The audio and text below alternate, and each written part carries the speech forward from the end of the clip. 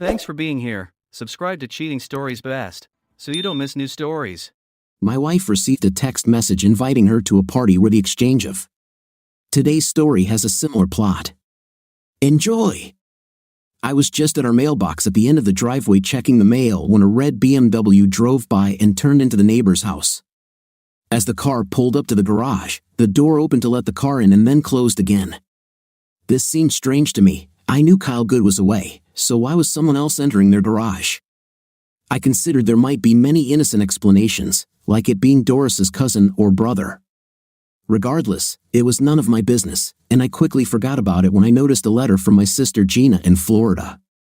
Gina always writes great letters full of family news and lots of clippings from the publications she subscribes to. The next morning, as I was leaving for work, the BMW sped past me so quickly that I had to slam on the brakes to avoid a collision. I might have dismissed the incident if Jenny and I hadn't stopped by the Goods house on Friday night while walking the dog. The red BMW was parked on the street, and Kyle was standing on his porch talking to the man I had seen driving the car earlier in the week. Kyle and the man approached us as we walked along the sidewalk. "George, Jenny, hello," Kyle greeted us. Jenny and I paused until the two men reached us.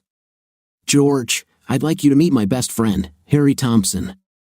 "Harry, this is our neighbor George." I shook Harry's hand and turned to introduce Jenny. "This is my wife, Jenny." It didn't surprise me that Harry, after letting go of my hand, took Jenny's hand and held it a bit too long. When you're married to someone as beautiful as Jenny, you get used to men showing extra interest, but there was something about Harry's expression, a sort of smirk, as if he knew something I didn't. Now that I knew Harry was Kyle's best friend and not a relative, I couldn't help but wonder why he was spending the night at Kyle's place while Kyle was away. Could there be something between Harry and Kyle's wife, Doris? I couldn't imagine a worse scenario than a best friend being involved with his friend's spouse, but I tried to consider other possibilities. Maybe Harry was just staying for business reasons. I asked Harry where he lived, and he replied, across the river in St. Paul. That seemed unlikely. He wasn't related and didn't live far enough away to need a place for the night. Harry still seemed overly interested in Jenny, so I suggested we continue our walk and said goodbye to Kyle and Harry. This left me with a dilemma. Should I mention anything to Kyle? Part of me wanted to stay out of it, but part of me thought Kyle deserved to know if his wife was being unfaithful. By Sunday, my decision was made. While Kyle was mowing the lawn, I walked over to talk. After exchanging pleasantries, I got straight to the point. "Kyle, on Monday evening while you were away, your best friend Harry spent the night at your house." I was taken aback by Kyle's reaction. He even started laughing. "Of course he did," Kyle said with a chuckle. "I'm sure he gave Doris a lot of pleasure." I was speechless. Kyle continued laughing as he explained, "George, I thought you knew Doris and I have an open relationship. We often swap partners with others." It took me a moment to process this. "Are you saying that you both sleep with other people? You even swap partners?" Kyle seemed to enjoy my confusion. "Yes, George. We arrange gatherings with several couples and sometimes singles like Harry. We all switch partners." I was still trying to grasp this when Kyle asked, "Would you and Jenny be interested in joining us? We're always looking for new members." This brought me back to reality. "No, Kyle, there's no way we'd participate in something like that." As I turned to leave, Kyle called after me, "It's a pity." Interestingly, this wasn't the first time the subject of partner swapping had come up. A few months ago, Jenny and I were relaxing after an intimate moment when she asked me about my fantasies. I pondered the question as my heart rate and breathing slowly returned to normal. "I'd like to spend some time together on the beach," I suggested. Apparently, I didn't give Jenny the answer she was hoping for, so she asked again what else I was thinking. I was almost afraid to mention it but decided to give it a chance. "Promise me you won't think I'm being odd if I tell you." Jenny propped herself up on her elbow and turned to face me. "I promise, George." "What is it?" "Remember, you promised. I want you to dress up in something that makes you look approachable, like a stylish dress with high heels. Then go to the hotel bar by yourself, sit on a high stool, and just enjoy yourself. I'll come in later, pretend I don't know you, and buy you a drink. We'll talk for a while, and then I'll take you back to our room. What if someone else tries to approach me? Jenny asked. You'll just ignore them, I replied. Jenny seemed intrigued. Wouldn't it be exciting for you to see me interact with someone else before you pick me up? Not really. My fantasy involves you dressing up in public, but not something like that. What about swapping partners? Have you ever thought about being with another couple or multiple couples? I asked. Jenny looked thoughtful. I don't have any desire for that, and I certainly don't want to watch someone else with you. Have you ever considered it? Jenny was perceptive enough to give me the right answer, realizing my fading interest. No, George. I was just asking because many couples have that fantasy. I wanted to know if it was something you were interested in. Jenny ended the call, and I fell asleep almost immediately, forgetting the conversation. It wasn't until months later, when I was telling Jenny about some social events, that I recalled her question about partner swapping. After leaving Kyle that afternoon, I walked back to our house. Jenny was sunbathing in a bikini. I grabbed a beer from the fridge and sat next to her on the terrace. Did you know that the goods are involved in unusual social activities? I asked. Jenny's response was telling. Whenever she talks to someone, she lifts her sunglasses so they can see her eyes. Her father had once told me to remove my glasses when talking to someone, saying it made him distrustful when my eyes were hidden. So when Jenny turned to me still wearing her sunglasses, I sensed something was off. No, George, why do you think that? Kyle mentioned that Harry spent the night at their house, and Kyle said they have an open relationship with parties and partner swapping. I can't believe you talked about Doris like that. Why did you tell Kyle? Jenny asked. If you were cheating on me, I'd want a real friend to let me know. It's still a betrayal. Jenny then said, it depends on the seriousness of the offense. Small things aren't worth mentioning, but important matters are. But what's the harm if Doris is unfaithful? Jenny asked. It's just a night. I was stunned and silent when Jenny added, whatever the goods do is their business. As long as we love and trust each other and stay true to our vows, we shouldn't quarrel. Come here and kiss me, you haven't kissed me in hours. I kissed Jenny, but the conversation lingered in my mind. Over the next few weeks, I started observing Jenny more closely. Our daily life seemed normal, and our intimate moments were as frequent and fulfilling as ever. There were no external signs of trouble except for two things. First, one day I noticed Jenny's phone was locked, a new habit, as she had never locked it before. Secondly, she was clearing the history on her computer, which was unusual for her. Although these points were minor, I felt uneasy and decided to take action. I installed a program on her computer that recorded activity in the background. Although Jenny could clear the browsing history, the program saved it in a file that I could review. It wasn't difficult to unlock her phone. I casually asked Jenny for her brother's phone number, and as she unlocked her phone, I discreetly recorded the image in the mirror with my phone. Over the following weeks, I noticed that Jenny frequently visited websites with content centered on multiple partners.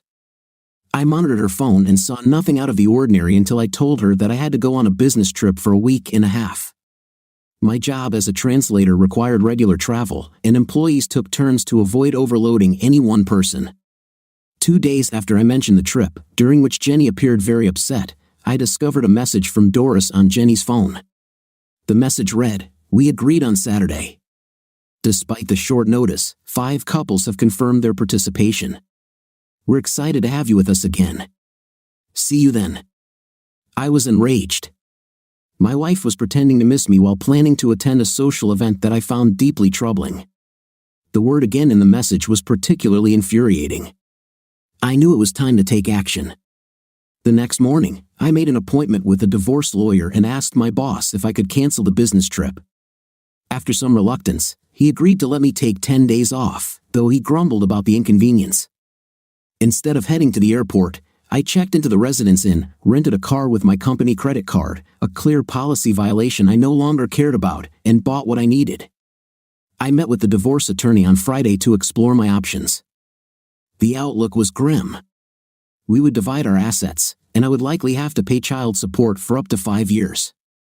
Jenny worked part-time and earned little, which meant I'd need to support her financially until she found a new profession. The lawyer's response was disheartening. Yes, under current laws, you would still be responsible for supporting her despite the circumstances. I felt naive for both my trust in Jenny and my understanding of the legal system.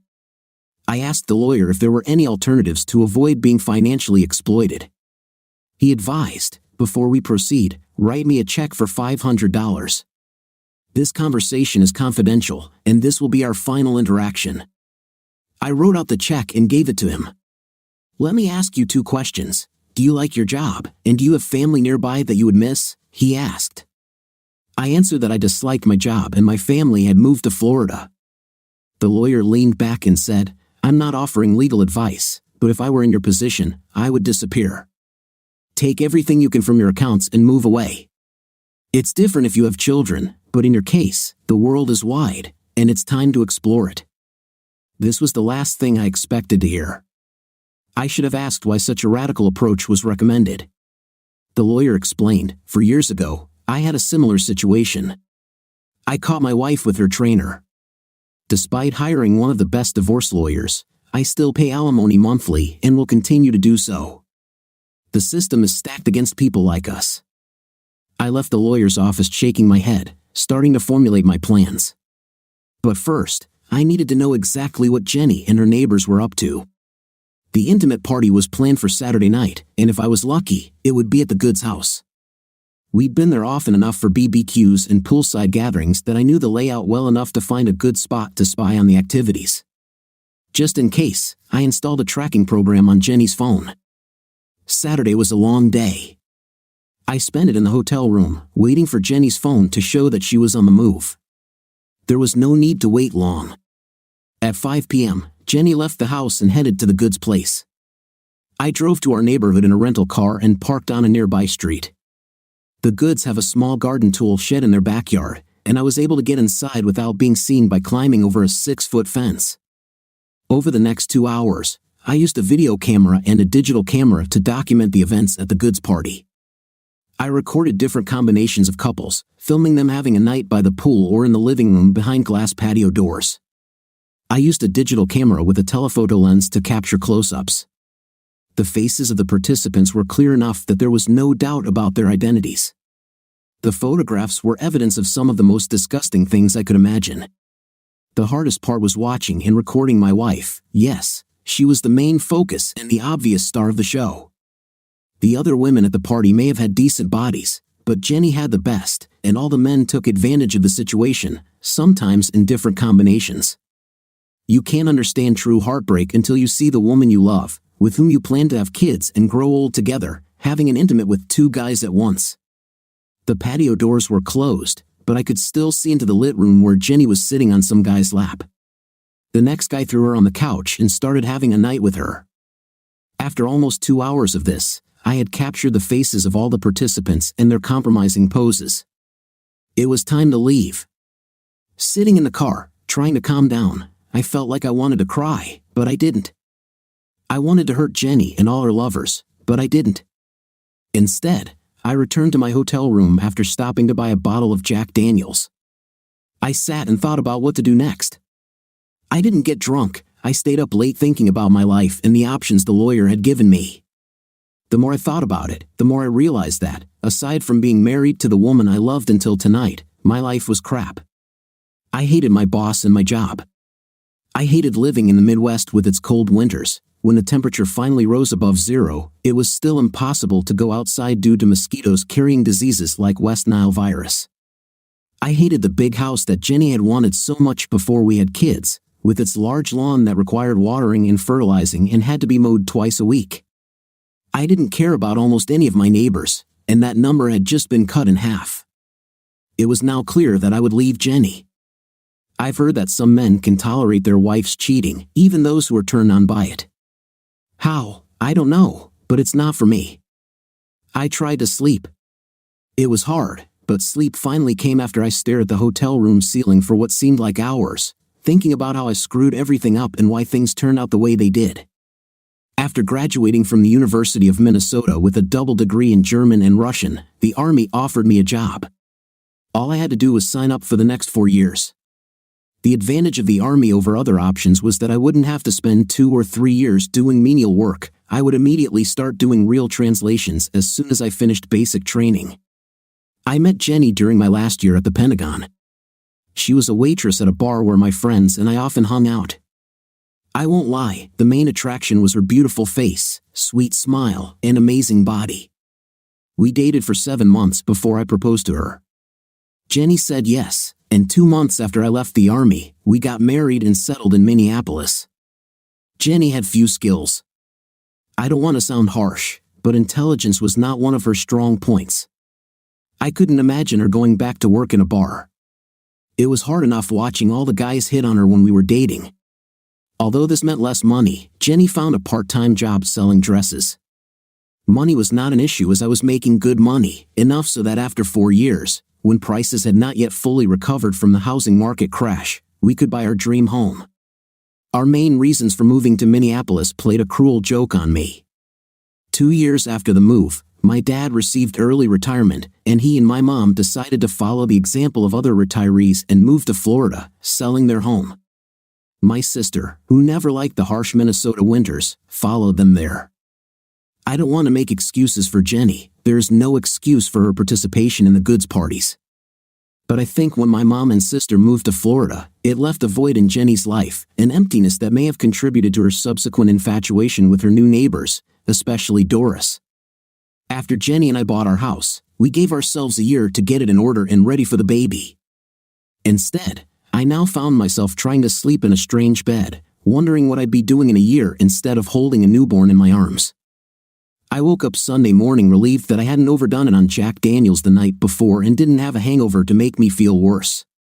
There was a diner across the street that served a decent breakfast. I reviewed the list I had made, a few things I wanted to take with me and a list of our assets, bank accounts, brokerage accounts, etc. The list of things I wanted to keep was short. Most of our money had gone towards the down payment on the house.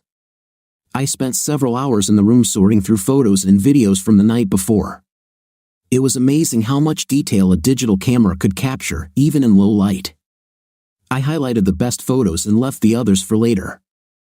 I didn't think they were innocent. They must have known that Jenny was there without her husband, and in my opinion, that should have made her off limits. On Monday, I began to seriously prepare for my departure. Jenny didn't expect me back from my business trip until Friday, giving me 4 days to organize everything and try to do it right. I went to the first of 5 local car dealerships in search of my next vehicle. After finding good options at 2 of them, I finalized the deal with the best offer and drove off the dealer lot in a used camper van with a check for $2,000, leaving behind my 1-year-old Chrysler 300. The dealer had offered me a favorable deal, but I did everything right, and now I had a vehicle for my travels. On Tuesday and Wednesday, I worked on financial matters and outfitting the van with everything necessary for a long trip. By Thursday, I was ready, a full day ahead of schedule. It was one of those days when Jenny was working at the store. When I got home, I packed all the things I wanted to take into the van. There were few items, and they didn't clutter up the space too much. I left a note on the kitchen table with 2 photos, one of her with Goose and Thompson, and a wedding photo of us, torn in half. I thought about keeping the engagement ring but decided I could sell it somewhere down the road. It was made of gold and must have cost at least 1 tank of gasoline. The note read, "Jenny, I will not live with a liar and a cheater. Goodbye." My first stop would be Naples, Florida, where my parents had settled after my father retired. The van was pleasant to drive. I drove 12 hours a day, mostly on back roads, before finding a campsite to spend the night. I quickly learned that there are good campsites and bad ones, and I needed to differentiate between them if I was going to be traveling for any length of time. On the 3rd day, in the evening, I drove up to my parents' house. Mom hugged me tightly, and Dad even gave me a hearty handshake. They knew I was coming to visit but didn't know the details. It was going to be difficult. They both loved Jenny and were looking forward to becoming grandparents. "What's going on, George? Why are you here?" I didn't want to go into detail right away, not on the porch. When we entered the house, I said, "Jenny called looking for me." Mom looked sad. "Why would she look for you? Doesn't she know you're here?" "She's probably too embarrassed to call and talk to you." I left Jenny. I caught her cheating. Mom was shocked. I cannot believe it. Not Jenny. Please believe me, Mom. I don't want to show you pictures to prove it. She became involved with our neighbors. They participate in inappropriate activities. Dad finally found the words, "Why the devil knows." I found out about this and decided to leave. I haven't talked to Jenny and don't plan to. Are you going to get a divorce? That's the point, Dad. I went to a lawyer and found out how much I would be financially burdened if we filed for divorce. I'd be paying her support for years. It won't happen. I just left. This isn't like you, son. No, it doesn't look like it, but maybe it's time to change my habits. I graduated from college in 3 years, went straight into the army where I spent 4 years, got a job the first month, got married, and then spent 5 years trying to get ahead to raise children with the love of my life. So here I am, 30 years old, no kids, no wife, a 4-year-old van, and about $6,000 in the bank. Great deal, right? Mom chimed in, "Isn't it possible to forgive Jenny and return to her, that is, if she apologizes and promises not to do it again?" I felt sorry for my mother, always an optimist, always ready to forgive, always seeing the good in people. I hugged her. "No, Mom, you didn't see what I saw. She's been with more than one person. You didn't hear how she pretended to miss me when she thought I was going on a business trip, only to arrange a meeting with the neighbors and their friends. Lying was almost as bad as cheating. Both destroyed my trust in her." Around 7 in the evening, my sister Gina arrived at our parents' house. It was nice to see my little sister again. Even though she was 5 years younger than me, we were pretty close until I left for college. We always found time to talk when I came home for the holidays, but after joining the army, maintaining this closeness became more difficult. I never realized how much I missed her and how much she had matured until that evening. We walked along the beach as the sun set, casting a bright red glow across the sky. Without Mom and Dad around, we could talk openly. "Jenny called me last night," Gina said. "She said you left and only left a note. Did she tell you what the note said and why you left?" "No, she only asked that if I heard from you, I would ask you to call her so she could explain." "So tell me, big brother, what's going on?" Jenny got involved with our neighbors' parties, activities she was involved in without me, of course. I was supposed to be on a business trip. I filmed her with several different people. I knew something would happen, so I stayed in a hotel nearby and observed it myself. Gina seemed taken aback by my revelation. "Oh, have you hired a private detective?" "No, I didn't need to." I saw the message on her phone and decided to take action myself. After getting proof, I quit my job, bought a van, and left Minneapolis. Now, I'm planning to travel for a while, starting with the States and, if there's money left, maybe Europe. What about Jenny? Are you going to get a divorce? As I told Mom and Dad, getting a divorce would financially ruin me. I'd be paying her support for years. So, I've decided to just leave. Well, would you consider taking your little sister with you? I have a few weeks of vacation and would like to spend them on the road with you, as long as I don't bother you. Gina smiled a sly smile. "Gina, this isn't about finding a replacement for Jenny. It's about getting my thoughts in order, understood?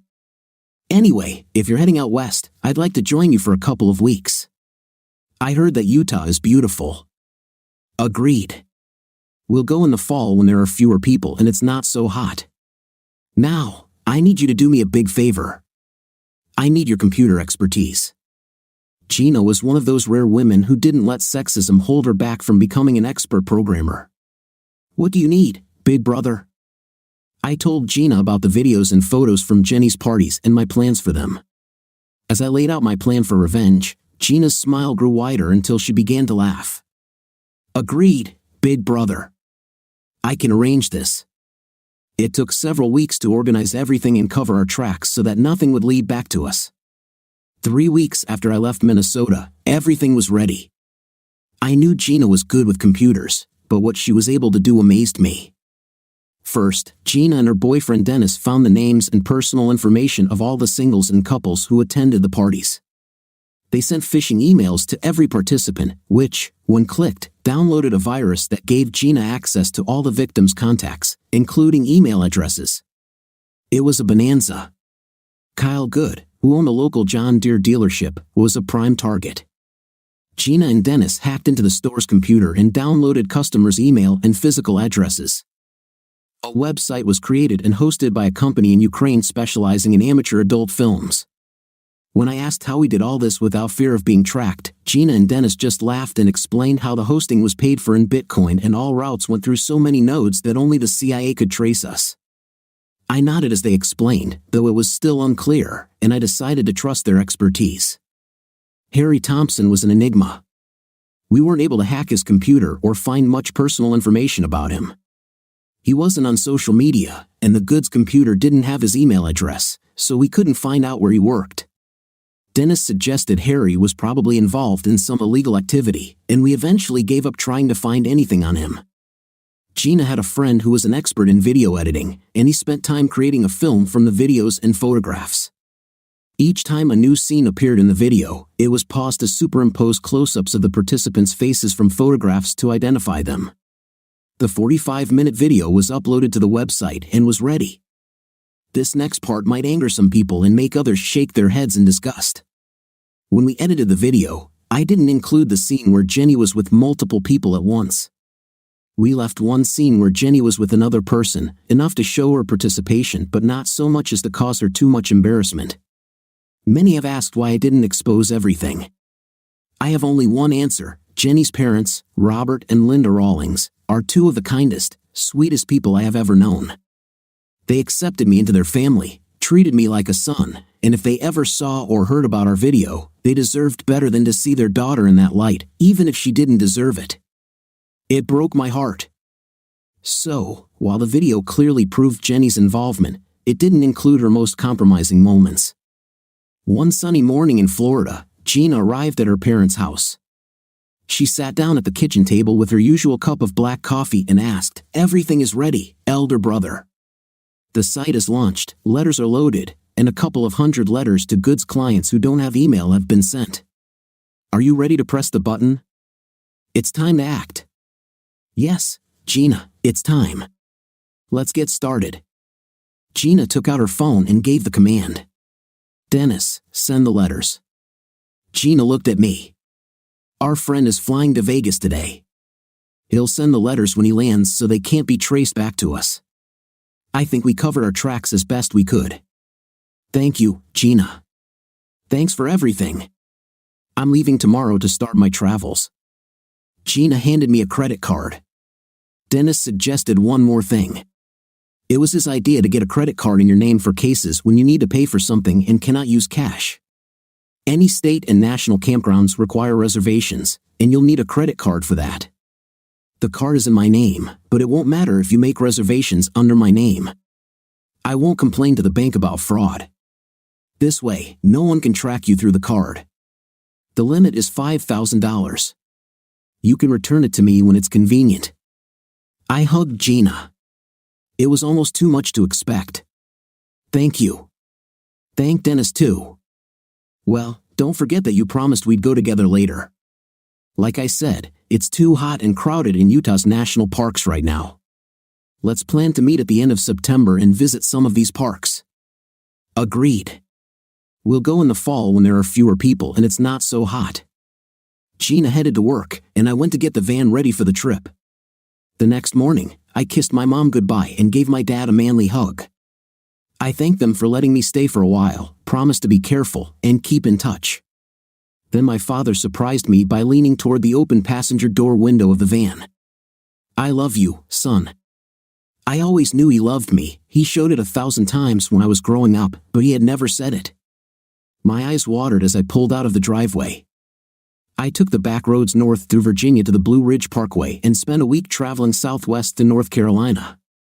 I went north to Nashville, where I spent 2 days on Broadway listening to great music, and visited Shiloh National Monument, something I had wanted to see ever since I gave a report on Western battles of the Civil War in high school. I started heading west with a plan to stop in Memphis to spend time on Beale Street and maybe visit Graceland. One night, while I was sleeping in the van parked along State Route 64, east of Boulevard, Tennessee, I was awakened by a knock on the door. It was a state patrol officer standing with one hand on the butt of his service pistol, the holster unfastened. "Can I help you, officer?" "How long have you been parked here?" "I parked around 10 in the evening. I was too tired to drive any further and decided to get some sleep." "Can I see your driver's license?" I handed him my license, and he returned to his patrol car to check it. I sat in the passenger seat and waited for him to return. When he approached, I began to worry. Something in his gaze alarmed me. He still had his hand on the gun. "Mr. Baker, did you know there was an arrest warrant issued for you?" "No, I didn't know." "Does it indicate what it's for?" "I didn't get any details." "It's a misdemeanor warrant." "Is there a reason someone is looking for you in Minnesota?" I gave the officer a brief version of what happened, then he added, "I think some judge awarded my wife alimony and I didn't pay it." The officer smiled.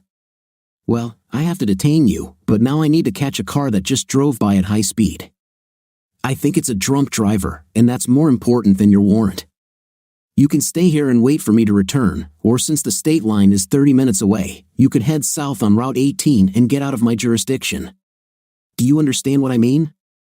I didn't see any speeding cars, so I figured the officer was doing me a favor. Perhaps he had his own history of heartache. I nodded. "Yes, officer. You won't set me up, right?" The officer responded, "You can ask anyone, even my future ex-wife. I'd rather cut off my left hand than frame the person who helped me. I'd advise you to cross the border sooner rather than later." With that, he headed west and I headed south into Mississippi. Given that I had missed Beale Street, I was drawn to the sounds of New Orleans and its Bourbon Street, continuing south. 3 days of drinking and listening to jazz, Zydeco, and Creole music took a toll on my wallet. I pawned my gold wedding ring, bought a tank of gas, 2 bottles of Dixie beer, and a large bowl of gumbo before heading west. I needed to avoid major cities and their associated expenses until my funds were replenished. I still had a few $1,000s, but I was spending it quickly. I talked to a few other wanderers on the road and learned from them how to cut costs associated with my new lifestyle. One way was to dry camp on BLM lands, which was very affordable.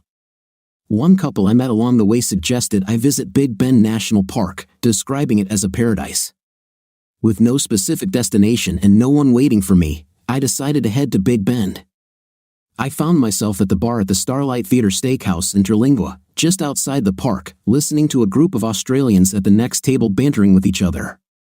I must have been paying too much attention to their conversation, trying to understand their accents, when the largest of the group, a mountain of a man, 6 feet 6 inches tall and weighing at least 250 pounds, stood up and walked towards me.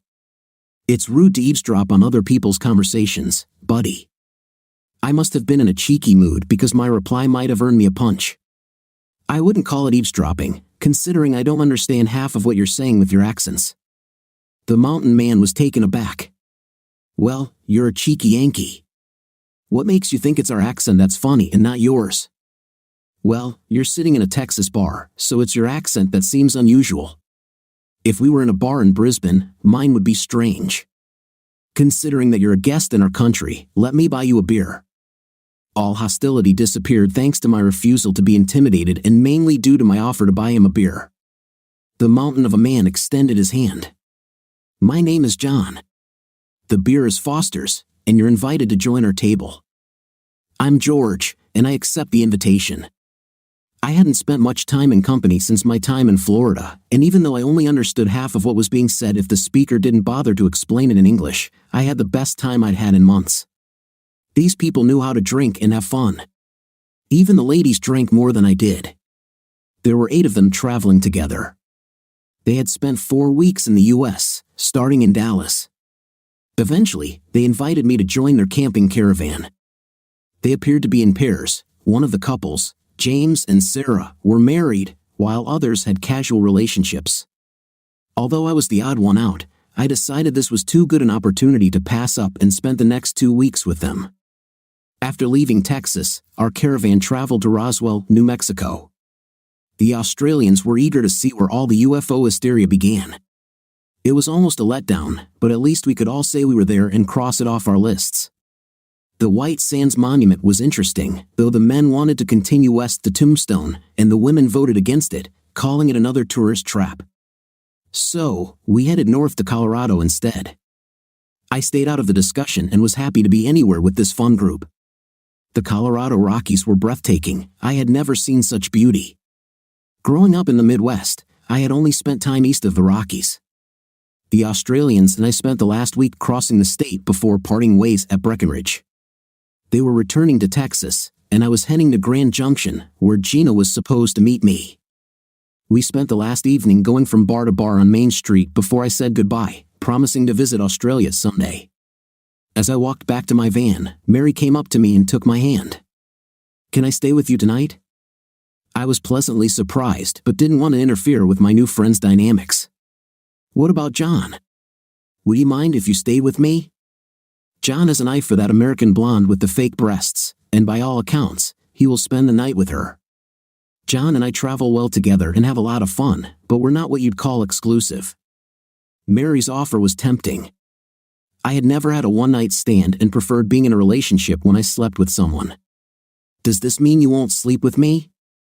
I looked at Mary, contemplating ending my long abstinence. "Hell no, come with me." I put my arm around Mary's waist and led her to the van.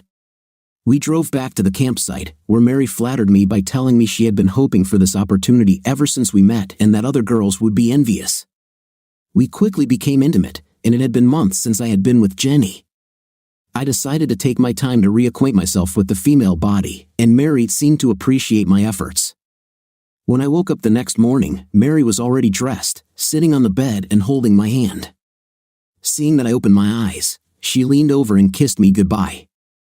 "George, don't let what that woman did to you affect your relationships with others.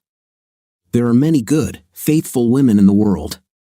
You are a wonderful man, and you will find one of them." I couldn't resist.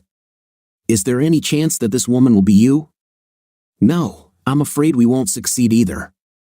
I will be too far from my family, or you will be too far from yours. I've been listening to you for the last 2 weeks. You're close to your sister and parents, and I couldn't take you away from them. No grandmother wants to be half a world away from her grandchildren." Mary was right, of course. Thank God the first woman I had been with, Jenny, was smarter and more practical than me. Well, I had to ask. "Thanks for last night. You'll never know how much it meant to me." "I think I know. It meant a lot to me too. Take care, George. Enjoy your hikes with your sister." Mary kissed me on the lips and left the van. All the other Australians came to see me at the station before leaving that morning. I was especially pleased to receive a firm handshake and hug from John, his smile wide as he reminded me of my promise to come to Australia someday. Driving towards Grand Junction, I felt good. Hanging from the rearview mirror was the necklace Mary had left that morning. There was a note in the ashtray. "This is for Gina. Tell your sister that I'm sorry we didn't meet and that her brother is a gentleman and a great guy. With love, Mary." It was an inexpensive shell necklace that Mary always wore, and the note meant the world to me. Gina and I were walking through Arches National Park, heading toward Delicate Arch, when we crossed paths with another hiker, Abby Ross. She was walking alone, approximately 5 feet 7 inches tall and built like an athlete. Her long black hair and dark skin complemented her striking features. She passed Gina and me on the trail, and after she passed, Gina caught me staring. "What's up, George?"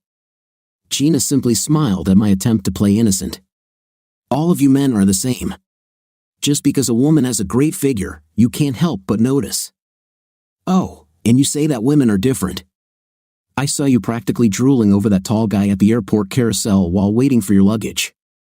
I almost took a photo of you to send to Dennis. Let him see how you act when he's not around. God, don't you dare." I admit I looked, but I would never act on it.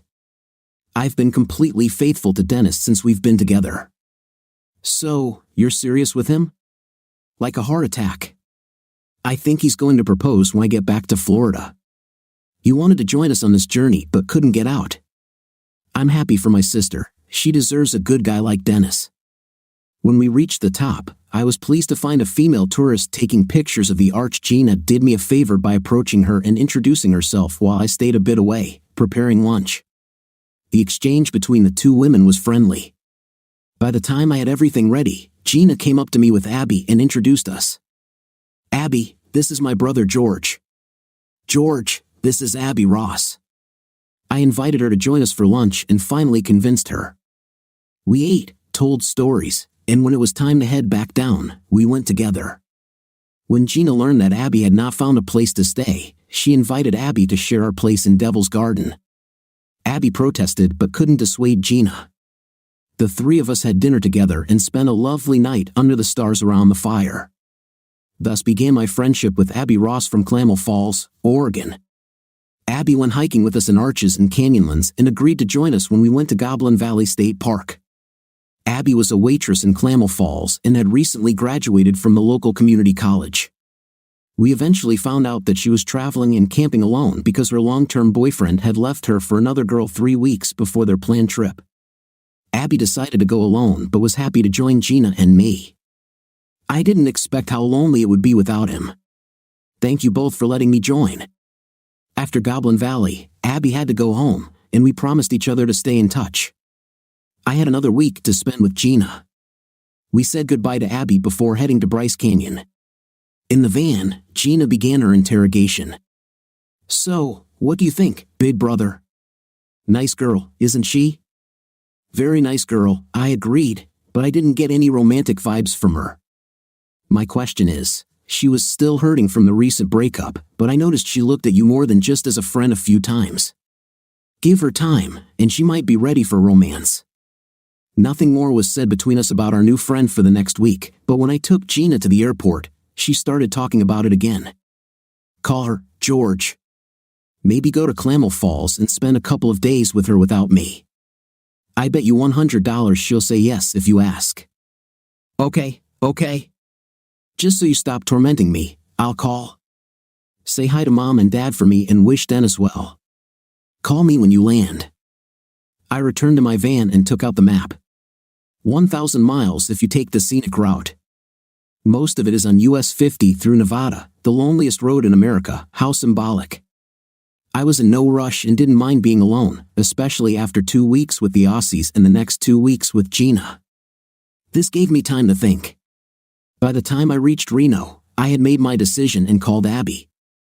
She sounded pleased to hear from me and agreed without hesitation when I asked if she wanted company. Abby had to work for the next 2 days, but then she had 3 days off. I took my time and arrived on the morning of her first day off. Abby and I spent the 3 days hiking and exploring the southwest corner of Oregon, from Crater Lake to Ashland, where we saw Shakespeare's As You Like It at a replica Globe Theater. It was a wonderful 3 days, and although the van was cramped, nothing more intimate happened between us other than holding hands. I wished I could have done more, but it was clear that Abby wasn't ready for that kind of relationship. Still, it was fun, and when I dropped her off on Thursday, I vowed to head back through Klamath Falls when I returned from my next stop, Glacier National Park. I needed to get up there as quickly as possible. It was already the end of October, and winter was soon to come, especially at high altitudes.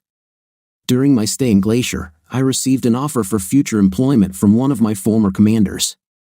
She offered me a position providing translation services as a contractor at the Paris Embassy. I had 3 weeks to catch a plane to Paris, so I left Glacier that same day. I spent 2 days with Abby, who was able to swap shifts with 2 other servers, and we spent the time getting to know each other better. We ended up kissing and hugging, but nothing more. Comparing one woman to another is always dangerous. Jenny, my first partner, liked to relax and read magazines slowly on weekends, while Abby was always eager to start the day early and tackle tasks with enthusiasm. Abby also had a passion for literature, having read the Brothers Karamazov, Anna Karenina, and War and Peace. The more I spent time with Abby, the more I realized that we shared similar views on many important matters. I was captivated by Abby and hoped that her ex-boyfriend wouldn't try to rekindle their romance while I was abroad. I fell in love with Abby and told her so, but I had to leave the following year, and I struggled to explain the nature of our relationship fully. We planned to invite her to visit me in Paris. I drove straight to Naples, stopping along the way for my usual 6 hours of sleep. Following the highway allowed me to arrive at my parents' driveway within 4 days. I obtained the necessary documents and visas without issues, meaning the charges against me in Minnesota had been dropped, and I was no longer a fugitive. 10 days after arriving in Florida, I kissed my parents and sister goodbye and boarded a plane to Paris. In Paris, I met Simone Pirate, a 25-year-old who was different from anyone I had known before. My parents would call her type bohemian. When we first spent the night together, I felt unsure due to her petite frame, but any doubts vanished quickly as we spent time together. Simone and I had a vibrant relationship. We enjoyed hanging out in cafes with her bohemian friends, smoking, drinking absinthe, and discussing literature. Our debates, especially about Sartre and Camus, were intense but stimulating, and our disagreements often led to passionate reconciliations. After 4 months together, Simone left Paris with another couple for a Mediterranean town, and I missed her but not the debates. It was probably time for us to part ways. I had been putting off visiting Abby for a month. Since I was doing well financially, I sent Abby plane tickets, knowing she wouldn't have been able to afford them on a waitress's salary. She would be visiting for 2 weeks in May, which, contrary to the song, is much nicer than April. I have to say, I wasn't prepared for my reaction when I picked up Abby at the airport. I watched her walk toward me, and all my loving feelings for her overflowed inside me. When she put down her travel bag to hug and kiss me, she held my head in her hands, not letting the kiss end until she realized we were in a public place. It was a very French moment. I took Abby to my house and suggested she take a nap. She was in touch with O'Hare as we planned to go out that evening to celebrate her arrival. I went to work for a few hours, and when I returned to the apartment, I was pleasantly surprised. Abby had clearly spent some time finding city clothes. I had only seen her in casual attire before, but now she was dressed in a stylish skirt and sweater, a matching leather jacket, and high heels. Seeing my reaction, she asked, "Do you like it?" "It's fantastic," I replied. "Let me clean up and change into something suitable to accompany such a beautiful woman." That night was wonderful. Paris seemed to embrace Abby warmly. The best part was that Abby and I shared a close moment for the first time that evening. Over the next 5 days, I showed Abby all the typical Paris sights: the Louvre, Notre Dame, Shakespeare and Company bookstore, and the top of the Eiffel Tower. On the 6th day, we took the high-speed train for a 3.5-hour journey to Goblin State Park. When I mentioned my plans, Abby was concerned because she didn't have appropriate hiking gear. Despite her initial reluctance, I convinced her to get what she needed, presenting it as a late Christmas and early birthday gift. Although there was still snow on the higher ground, we enjoyed walking along the alpine trails for 3 days. Returning to Paris, we continued to explore the city and check off items on Abby's list. Everything was going well until our final night when we stopped at a small cafe for a goodbye drink before heading back to my apartment. There, a group of Simone's friends, who knew about our past relationship, saw us and insisted we join them. Abby and I found ourselves drifting apart. She was conversing with 2 women while I was talking to men. When it was time to leave, I saw the hurt in Abby's eyes. "When were you going to tell me about Simone?" she asked. I explained. I didn't mean to hide it.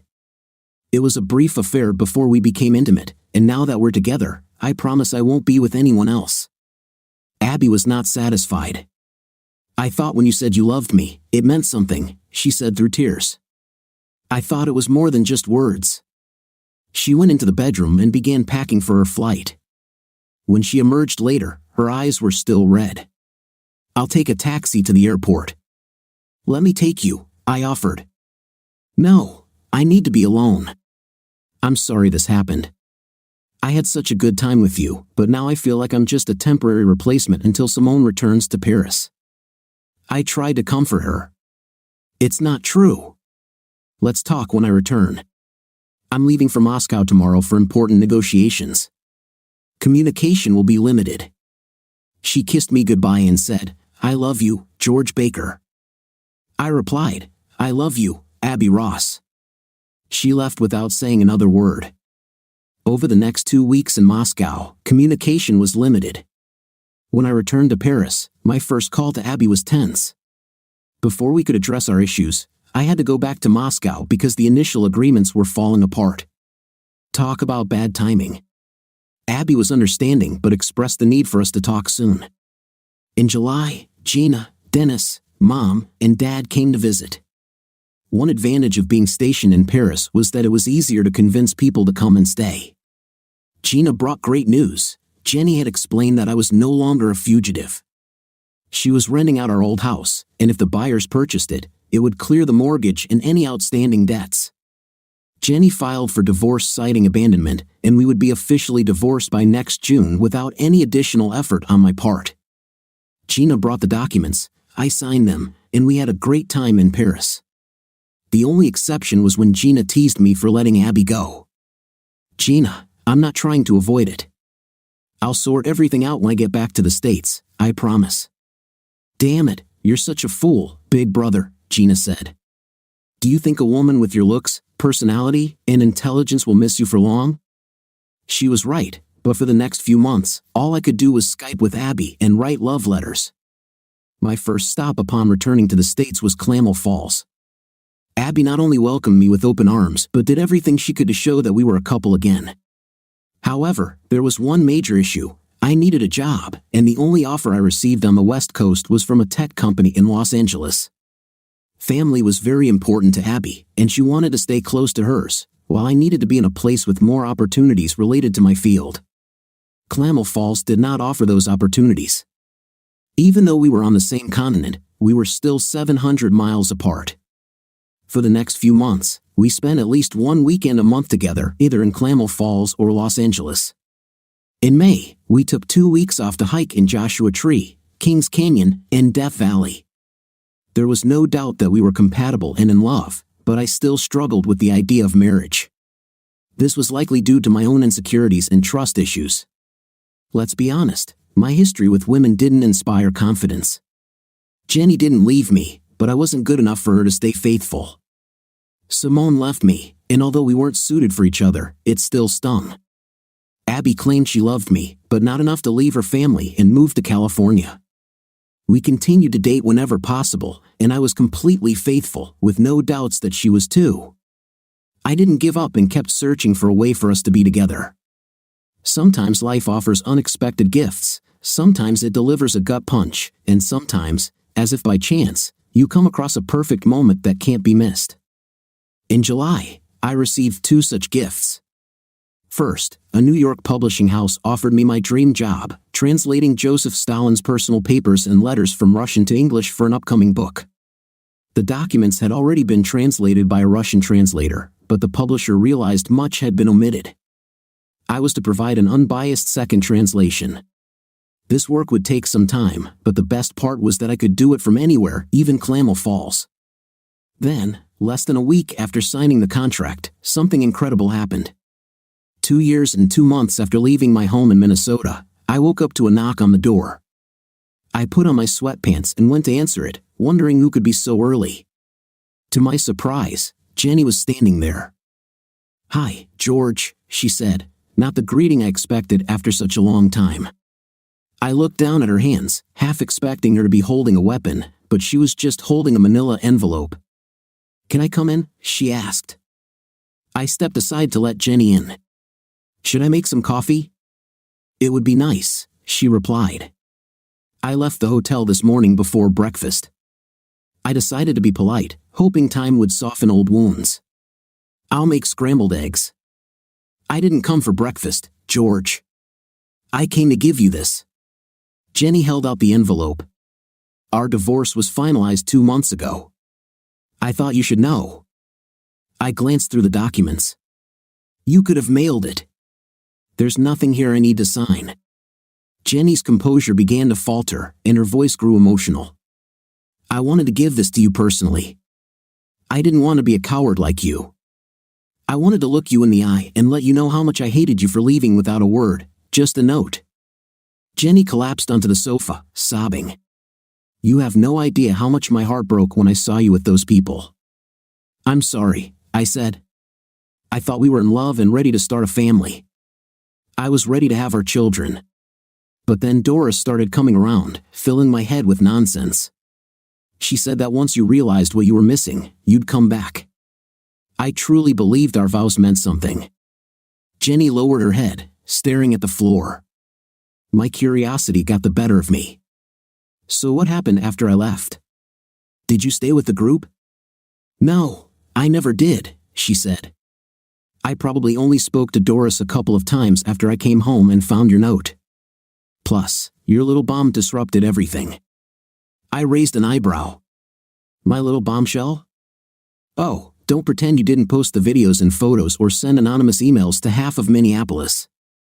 Everyone suspected it was you, but no one had proof, Jenny said. I didn't think about it at the time, but later I realized that I had left a photo of you, Kyle, and Harry on the dining room table. If anyone had seen it, they would have had proof that I was behind the website. I burned the photo 10 minutes after I saw it. I felt bad knowing there was evidence of my behavior in our home, and even if I hadn't destroyed it, I would never have shared it with others. I couldn't betray you a second time. First, Kyle lost his John Deere dealership. His contract with Deere included a community standards clause. Who would have thought progressives in Minnesota would be so outraged? When people stopped buying from the store, Deere left, leaving Kyle to sell cheap Chinese tractors and junk. The store went bankrupt, and Kyle was deeply in debt. Doris then left him for Harry.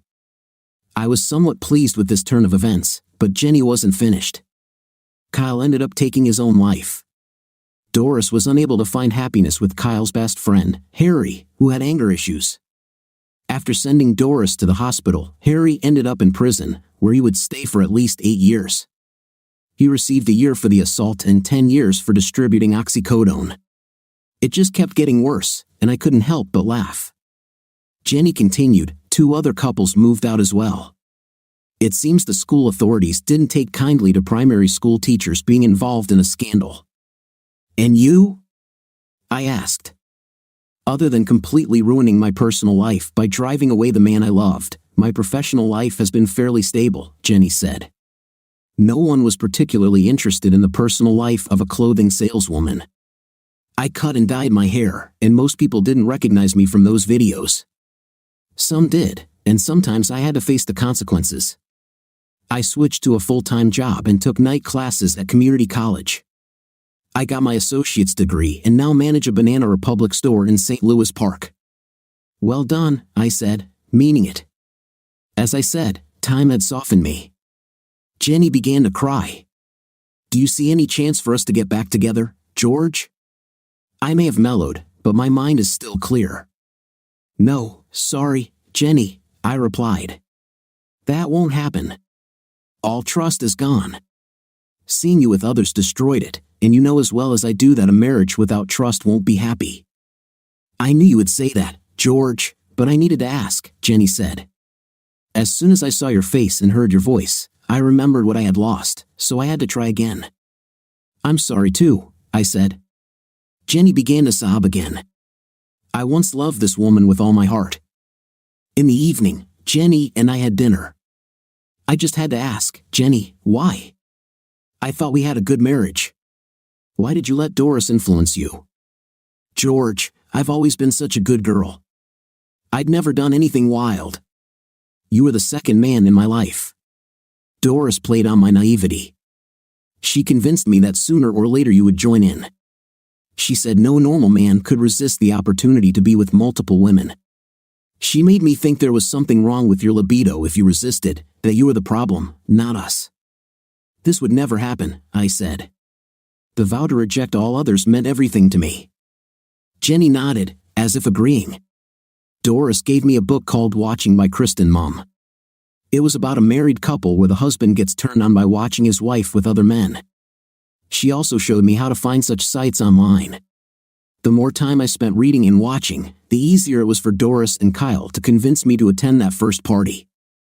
I was the center of attention, and it fed my ego. I drove Jenny back to her hotel. I saw that she was waiting for me to ask if I could spend the night, but I stayed strong. I could have taken her to Los Angeles for her flight, but that would have been wrong for many reasons, not the least of which was my commitment to Abby. I woke up the next morning and looked at the clock. It was only 7, and Jenny's plane didn't leave until 11. There was enough time to pick her up and take her to Los Angeles for her flight, giving me another chance to spend a few hours with the woman I once wanted to spend my life with. But I sat down and drank a cup of coffee instead. There was something on my mind that had woken me up at 3 a.m. and kept me awake for 2 hours. Now everything was clear. My last night with Jenny felt like a cleansing of all the bile that had accumulated in my heart and mind. My soul felt renewed. I didn't realize until that night how important it was to close this chapter of my life with Jenny to start a new one with Abby. I showered, packed the car, and locked the apartment. With any luck, I would drive 700 miles and be in Klamath Falls before Abby finished her shift that night. I called, hoping it wasn't too early to reach someone who worked the late shift. She must have seen my name on the screen, as her voice sounded sleepy. "Hi, George. Good morning. Sorry to wake you, Abby, but I wanted to ask if I could pick you up from work tonight." "Why? Where are you?" "I'm just leaving Thousand Oaks. I need to be there by 11. Something happen?" "No, I just want to spend a couple of days with you. If you can take some time, maybe we can walk and talk a little." "Certainly. I'll switch shifts with Janet tomorrow. Are you sure you can drive all the way?" "Everything will be fine.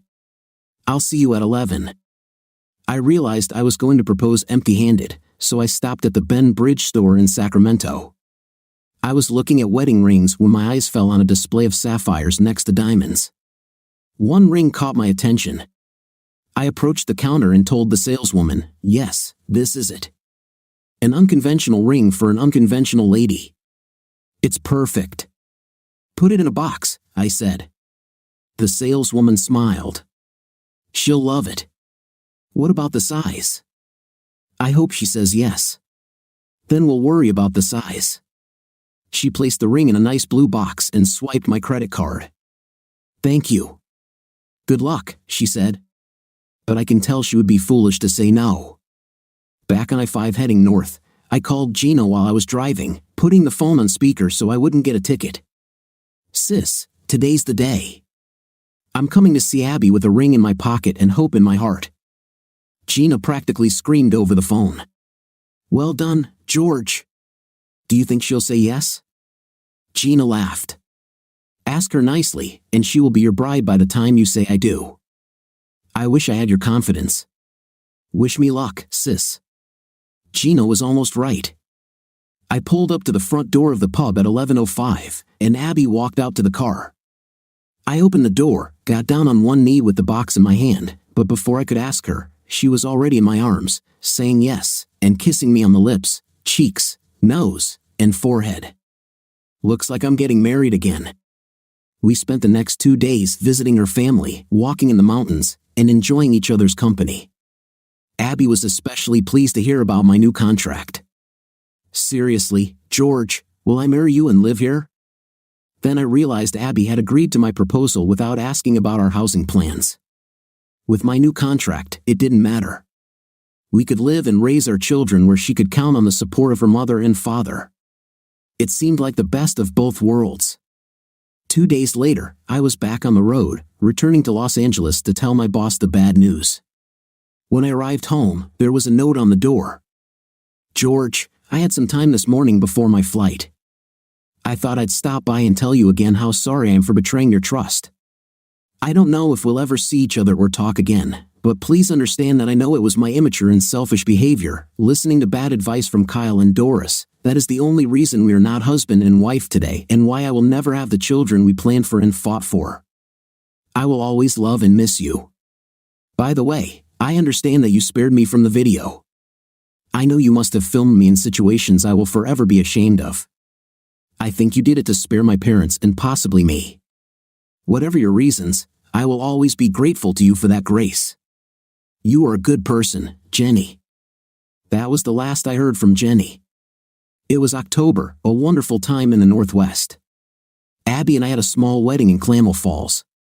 Mom, Dad, Gina, and Dennis came to the wedding. 2 of my friends from the Army also came, and it was a small gathering from the Baker contingent. Abby's side was filled with friends from school, college, family, and coworkers. We had an open bar, snacks, live music, and a dance floor. It was a lively celebration, and Abby and I stayed until the last guest left. Our honeymoon was quite different from what we had imagined. Instead of camping in the woods or desert, we booked a week on the beach in the Virgin Islands. Abby got up every morning to run a few miles on the beach and then swim in the ocean. But every morning, after returning to our cabin and showering, she would pull me back to bed. Translating Stalin's documents earned me a reputation as a master of English translation of Russian literature, allowing me to support a growing family and work from home. I had to travel occasionally for meetings with authors or publishers, but it was no more than 3 or 4 weeks a year. Abby's mother passed away from cancer a year after the birth of our first son, George Adam, or G.A. Her passing came too quickly for Abby, but at least she managed to see her grandson and didn't suffer for long. It seemed that her mother had been the glue that kept the family together. Over the next year, Abby's brother and sister-in-law moved to Tucson to be closer to her family, and her father, tired of the cold, moved to Baja, Mexico, near Ensenada. Suddenly, our family had no reason to stay in Oregon. Abby brought this up herself. She thought it would be nice to live closer to my parents and Gina so they could spend more time with G.A. We sold our house in Klamath Falls and moved to Naples. 9 months later, Gina gave birth. Mom and Dad couldn't be happier, and neither could I. What do you think of our story today? I think this story was vulnerable for the husband because one day he secretly found out that his wife had been invited to a party where partners are exchanged. What would be your impression if this happened to you? Write your opinion in the comments. Until new videos.